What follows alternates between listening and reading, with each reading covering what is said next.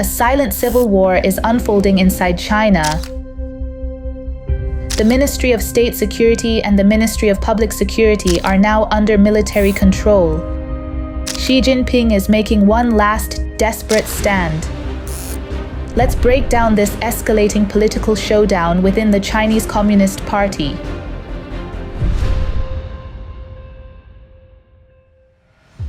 Welcome back to Final War with Katherine Hu. Right now, Beijing's top leadership is locked in a four-way standoff. The key players, Hu Jintao, Zhang Youxia, Wen Jiabao, and Xi Jinping. Each of them has their own agenda. None of them is backing down. Wen Jiabao has dropped the gloves. According to recent insider reports, Wen made a bold ultimatum right to the faces of Hu, Zhang, and Xi.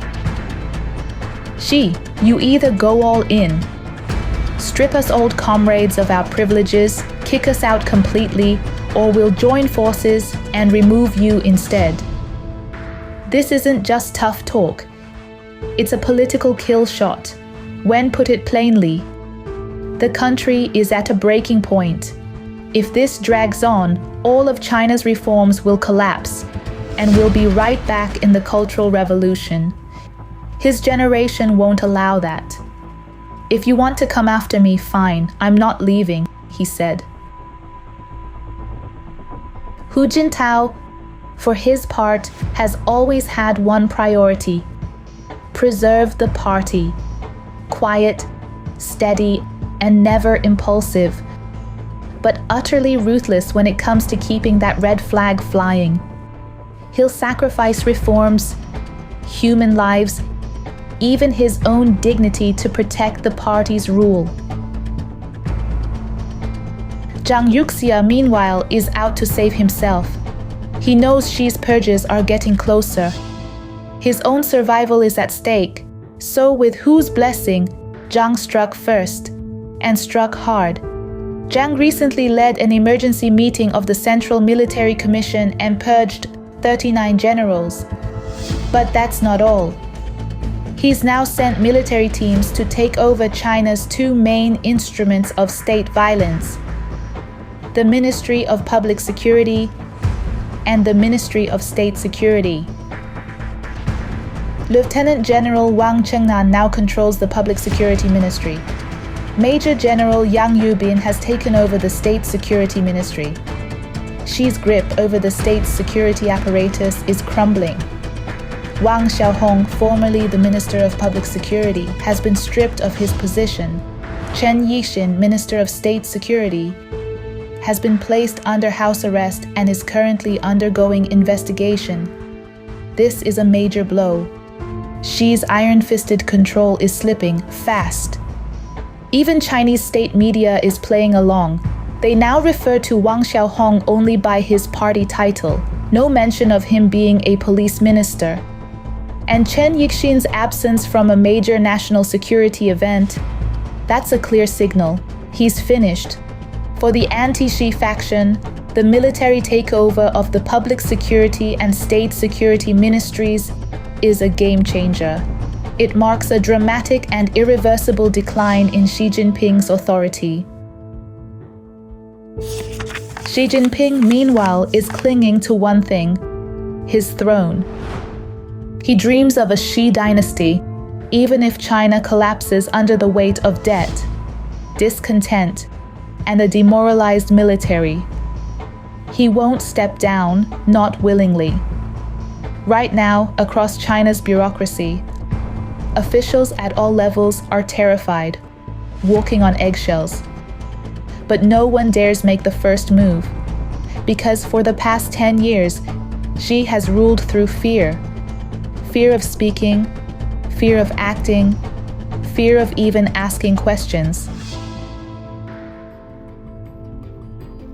Now, Wen Jiabao has thrown down the gauntlet and openly declared war on Xi.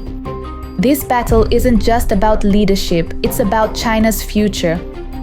Whether the country stays on Xi's authoritarian path or tries to turn back toward a system with at least a shred of humanity. But here's the dilemma. Hu Jintao, Zhang Youxia, Wen Jiabao, and Xi Jinping, none of them is willing to yield. This kind of deadlock can't be solved with conversation. That leaves only one path forward: an internal party vote at the upcoming 4th plenary session this August. It will be anonymous. It will be brutal. This isn't some step toward democracy. No, this is what happens when no faction is strong enough to kill the others. But all of them know they can't win by force, so they retreat into procedure. Xi had no choice but to pretend to go along. But he's terrified. Because in this vote, anyone, even his own allies, can vote against him without consequences. And that's his worst nightmare. The outcome? It could break Xi's reign. CCP elders are pushing clean candidates like Wang Yang and Hu Jintao. Competent, scandal-free, and untainted by blood. They won't destroy the system, but they'll destroy Xi's grip on it. This is a civil war inside the party. It's not a coup, but it's more dangerous than a coup. It's not just about who takes power. It's about whether China doubles down on totalitarianism or takes a fragile step back toward reform. This invisible war, this behind-the-scenes battle for votes has already begun. It started quietly in May. Now it's shifting into overdrive. Let's first take a look at how Xi's faction is scrambling in recent days. Ding Xuexiang on June 20th, Vice Premier Ding Xuexiang attended the Second World Economic Forum in St. Petersburg, Russia, and met with President Vladimir Putin. This visit sent two major signals. 1. Xi is losing his grip. The upcoming 4th plenary session will likely see a leadership shakeup. Second, Ding Xuexiang is Xi's intended successor. But here's where it gets interesting. The optics of Ding's meeting with Putin were vastly different from previous visits by other Chinese officials like Zhang Youxia or Li Shangfu. Those visits typically saw Putin seated alone at the head of the table, with Chinese and Russian officials seated on opposing sides, implying diplomatic distance. This time, Ding and Putin sat face to face as equals, flanked by full delegations. That level of protocol has powerful symbolic weight. It signals that Ding came with Xi's blessing and also with Putin's. So what's the game plan? If Xi still has any leverage, he may try to negotiate with the party elders. Let me step aside, but let my man take over. Ding is that man. He's been Xi's personal chief of staff for years. He's never run a province. He has zero experience managing an economy. But with Ding as the new face, Xi could still pull the strings from behind the curtain. That's the fantasy scenario for Xi. But here's the reality. The elders won't let it happen without a fight. Xi is now in full mobilization mode. He's sending his trusted allies, Li Qiang, He Lifeng, Liu Guozhong, down to the grassroots level to do one thing: secure votes, buy loyalty, beg for survival. Li Qiang just toured Jiangsu province not just to talk economics, but to secure political loyalty from provincial leaders. He Lifeng visited Qingdao, reaching out to influential party officials in former Hu and Jiang territories.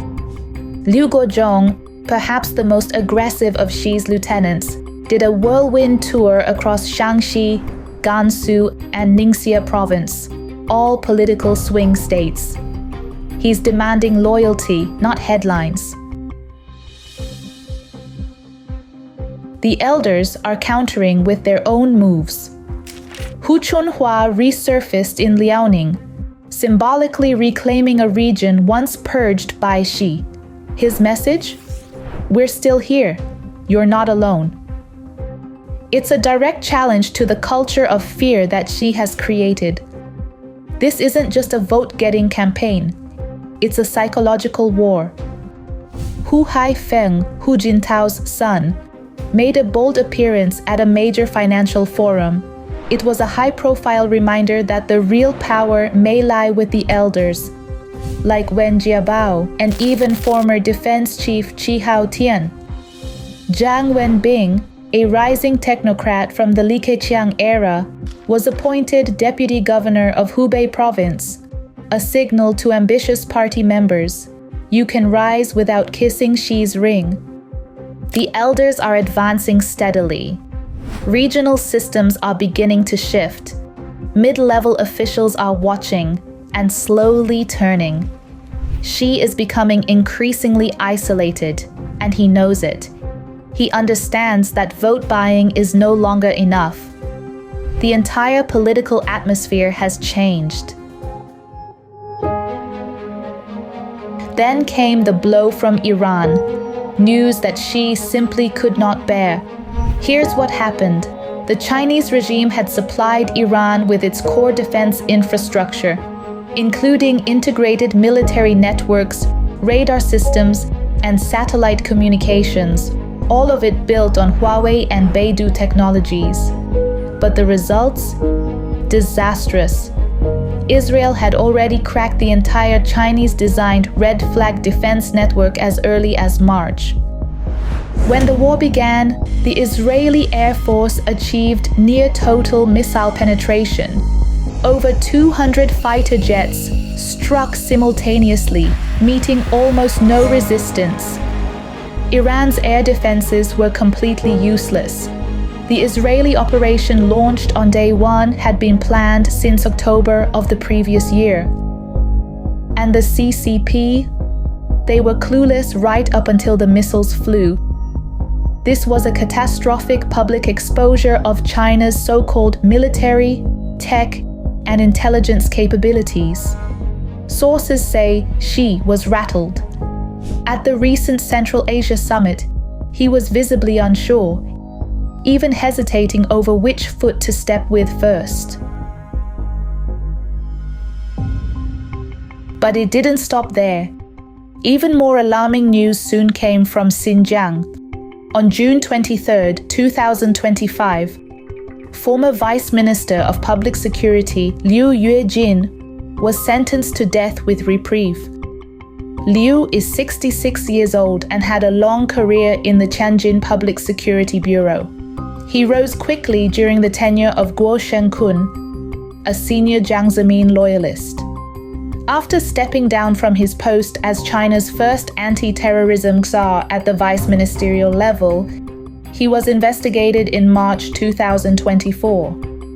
By September, the CCP publicly charged him with being disloyal to the party, obstructing investigations, and unauthorized possession of classified documents. But what exactly were these secret files?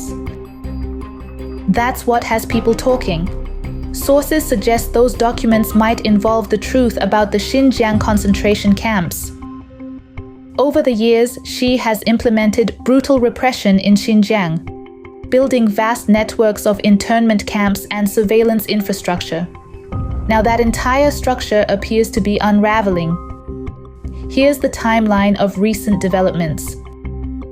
June 23, 2025, Hu Jintao, Secretary of the Political and Legal Affairs Commission in Hami City, Xinjiang, was officially placed under investigation. April 22, 2025, Li Pengxin, former Deputy Party Secretary of the Xinjiang Uyghur Autonomous Region, was sentenced to death with reprieve. December 23, 2024, Zhao Xiaoping, former deputy commander of the Xinjiang Production and Construction Corps, was sentenced to 14 years in prison. March 20, 2024, Dou Wanjun, vice chairman of the Xinjiang Political Consultative Conference, was taken down. March 12, 2024. Zhang Youxia, former vice president of Xinjiang High Court, was also investigated and removed. One by one, Xi's Xinjiang loyalists are being purged. The cleanup is accelerating. Xi knows he's losing control. He's becoming a spectator in his own regime. He has no cards left, except one: survive until the August vote and pray for a miracle. If this episode helped you cut through the fog and see the real drama unfolding behind the scenes in China, please like, share, and subscribe. And don't forget to hit the bell icon. Together, we'll keep watching as this historic showdown unfolds, one that could change China forever.